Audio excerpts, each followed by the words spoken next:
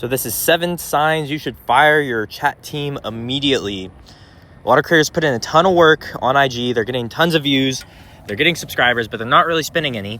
And it's either because they have a cheap chat team, or even if they're expensive, they still might not care. Being expensive doesn't automatically mean that someone's good. So we're going to go over these different signs.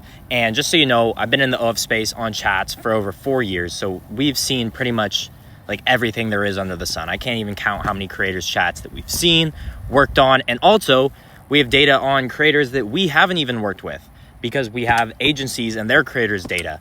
And there's a lot of other stuff. So these are the 7 signs, the main things. First thing, using these emojis. Now here's the thing. It's not that you can't ever use these emojis, but how many times, if you're a girl, have you ever like sent this emoji? Like in a normal conversation?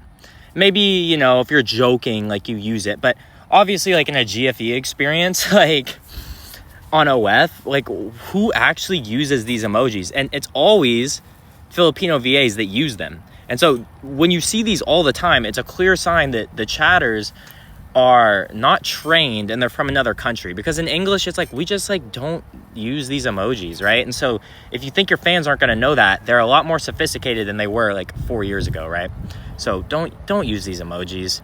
Number 2, doesn't have any data or never gives reviews based on it, right? A lot of chatting teams call themselves an agency, but they're just guessing. Like there's no actual data that drives decisions. And from our perspective, everything we do is based on data, like everything. And every week we give reviews based on that data. So we know the average fan spend. We know the average spend per spender. We know all the different rates that you need to know on your page to actually know if the chatting's good. Otherwise, you're just guessing. How do you know if it's good or bad if you don't actually know what the numbers are? And so number 3 is going to be no systems, right? And so what I mean by that, first of all, like scripting sequences and like how you actually like sell scripts, like that should be done intelligently, but that's like a whole nother video. But also like welcome messages. Do they like give you structures, or like do you learn something when you start working with them? Like how pin post should actually be structured that they know off of data, and same thing with welcome message.